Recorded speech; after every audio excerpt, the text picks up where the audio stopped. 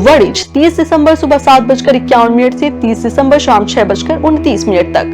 Worries 30 दिसंबर शाम 6:29 से 31 दिसंबर सुबह 5:01 तक। वव 31 दिसंबर सुबह 5:01 से 31 दिसंबर सुबह 3:17।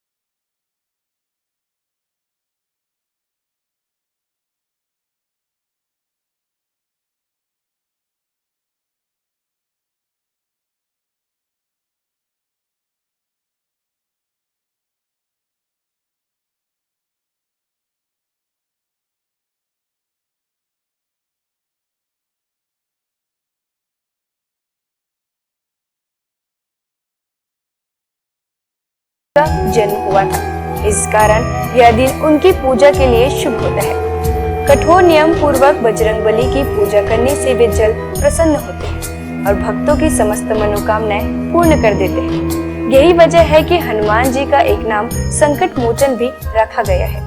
हनुमान जी को मंगल ग्रह का नियंत्रक माना जाता है। इस दिन भक्त द्वारा हनुमान चालीसा और सुंदरकांड पाठ करने से विशेष लाभ प्राप्त होता है। अगर आप मंगलवार का व्रत रखते हैं तो कम से कम 21 मंगलवार की व्रत जरूर रखें। पूजा स्थल की सफाई करें और एक चौकी में हनुमान जी की मूर्ति या प्रतिमा रख लें। हनुमान जी के सामने घी के तेल का दीपक जलाएं। हनुमान जी को फूलों की माला पहनाएं और उनके सामने चमेली का तेल रखें। फिर पूजा करने के बाद हनुमान चालीसा का पाठ करें। हनुमान जी को प्रसाद अर्पित करें, जिसमें कूटा चना, गुड़, श्रीफल और तुलसी के पत्ते जरूर रखे हों। इस दिन लाल रंग के कपड़े पहनना शुभ माना जाता है। तुलसी के पत्ते भगवान विष्णु को अत्यंत प्रिय माने जाते हैं, इसलिए उनके सभी अवतारों को भी यह पत्ते अर्पित किया जाता है। भगवान श्री राम के साथ ही राम भक्त हनुमान जी को भी यह तुलसी के पत्ते अत्यधिक प्रसन्न करते हैं। मंगलवार को पूजा के वक्त प्रसाद में कुछ तुलसी के पत्ते जरूर चढ़ाएं। भगवान शंकर का 11वां रुद्र अवतार है पवन पुत्र हनुमान। आइए जानते हैं उनके कुछ प्रसिद्ध मंदिरों के बारे में। हनुमान मंदिर इलाहाबाद किले से सटा यह मंदिर लेटे हुए भगवान हनुमान की प्रतिमा वाला प्राचीन मंदिर है। यह प्राचीन मूर्ति 20 फीट लंबी है। हनुमानगढ़ी अयोध्या भगवान श्री राम का जन्म स्थल है। हनुमानगढ़ी मंदिर प्रसिद्ध है। यह मंदिर राजद्वार के सामने ऊंचे टीले पर बना है। मंदिर के चारों ओर निवास साधु संत रहते हैं। हनुमानगढ़ी के दक्षिण में सुग्रीव टीला व अंगद टीला नामक जगह है। इस मंदिर की स्थापना 300 साल पहले स्वामी अभय रामदास जी ने की थी। सालासर हनुमान मंदिर, यह मंदिर राजस्थान की चूरू जिले में है। गांव का नाम सालासर है, इसलिए सालासर बालाजी के नाम से यह मंदिर प्रसिद्ध है। बजरंगबली की इस मूर्ति को सालासर में सोने के सिंहासन पर स्थापित किया गया है। हनुमान धारा, उत्तर प्रदेश में सीतापुर के पास यह हनुमान मंदिर है। इस मूर्ति के ठीक ऊपर 2 कुंड है जो हमेशा भरे रहते हैं। उनमें से पानी बहता रहता है। इस धारा का जल मूर्ति के ऊपर से बहता है, इसलिए इसे हनुमान धारा कहते हैं। श्री संकट मोचन मंदिर, यह मंदिर उत्तर प्रदेश के वाराणसी शहर में है। मंदिर के प्रांगण में भगवान हनुमान की दिव्य प्रतिमा है। हनुमान जी की यह मूर्ति गोस्वामी तुलसीदास के तप एवं पुण्य से प्रकट हुई स्वयं मूर्ति है। बालाजी हनुमान मंदिर, मेहंदीपुर, राजस्थान में। यह मंदिर राजस्थान के मेहंदीपुर में है, जो कि करीब 1000 साल पुराना प्राचीन मंदिर है। यहाँ चट्टान में उनकी आकृति स्वयं उभर आई थी। इसे ही श्री हनुमान जी का स्वरूप माना जाता है। आइए जानते हैं कुछ ऐसे उपाय जिन्हें करके आप हनुमान जी को प्रसन्न कर सकते हैं। पीपल के पत्तों का उपाय। हनुमान जी की कृपा पाने के लिए पीपल के पत्तों का उपाय बेहद खास है। अगर आप आर्थिक तंगी से परेशान हैं, तो आपके लिए पीपल के पत्ते का यह उपाय कारगर सिद्ध होगा। बजरंगबली को 11 पीपल के पत्ते अर्पित करें और इसके साथ ही इस बात का ध्यान रखें कि इस दौरान कोई भी पत्ता खंडित ना हो। इन पत्तों की माला बनाकर हनुमान जी को अर्पित करने से व्यक्ति को विशेष लाभ प्राप्त होता है। पीपल के पत्तों पर आप जय श्री राम लिखकर राम भक्त हनुमान भगवान को अर्पित करें, शुभ होगा। सिंदूर का उपाय। मंगलवार के दिन हनुमान जी को सिंदूर का चोला चढ़ाना शुभ होता है।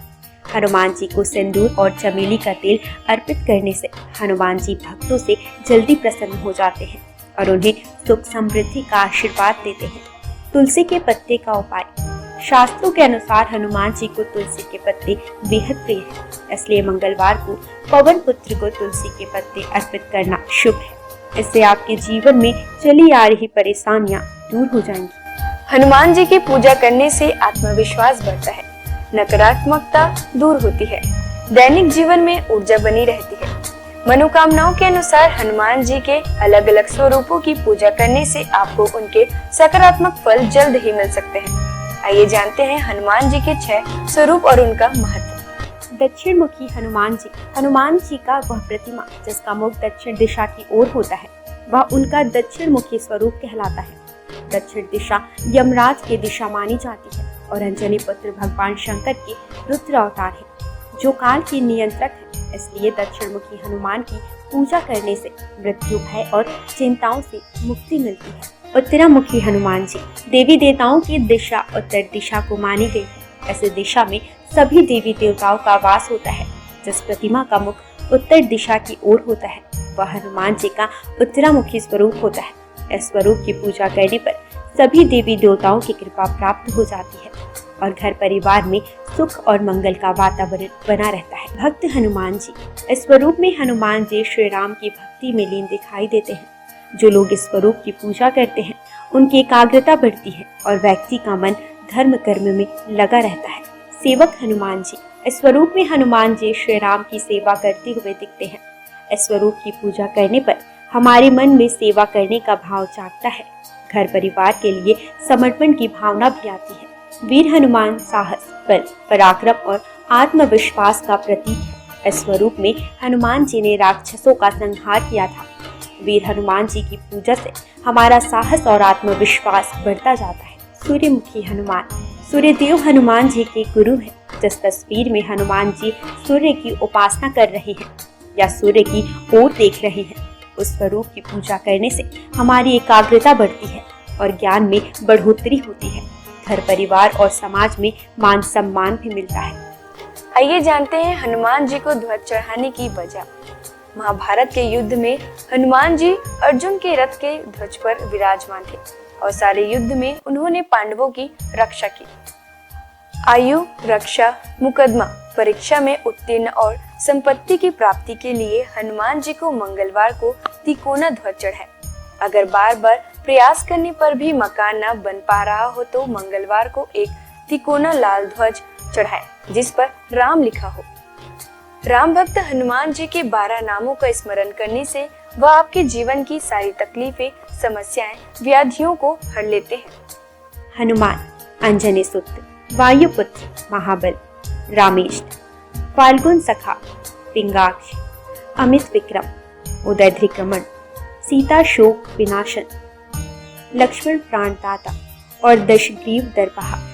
महाबली बजरंगबली के इन नामों का उच्चारण करने से हमारे जीवन में कई वर्षों से चली आ रही परेशानियां समाप्त हो जाएंगी। आइए जानते हैं कि संकट मोचन हनुमान के नामों का कब और कैसे स्मरण करना चाहिए।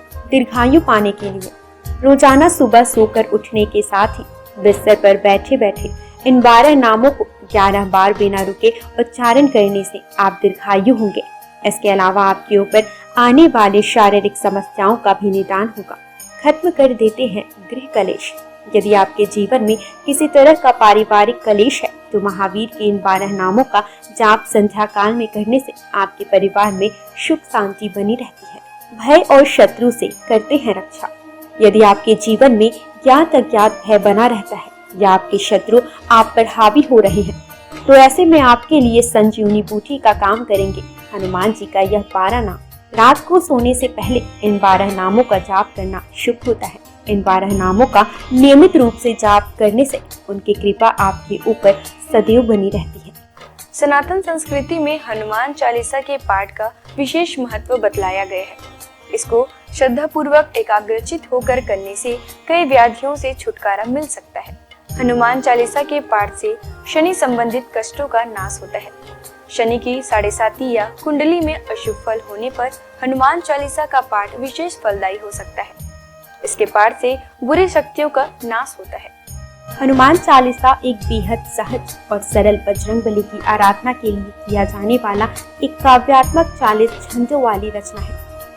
हनुमान चालीसा के पाठ से कई तरह की तकलीफों का नाश हो जाता है और घर परिवार में सुख समृद्धि के साथ आरोग्य का वास हो जाता है। यदि किसी कारण मन अशांत है तो हनुमान चालीसा के पाठ से मन को शांति मिल सकती है। हर तरह के भय का नाश भी इसके पाठ से हो सकता है। हनुमान चालीसा में हनुमान जी और श्री राम की कई कहानियों का उल्लेख मिलता है। हनुमान चालीसा की हर एक पंक्ति में विशेष बातें बताई गई है।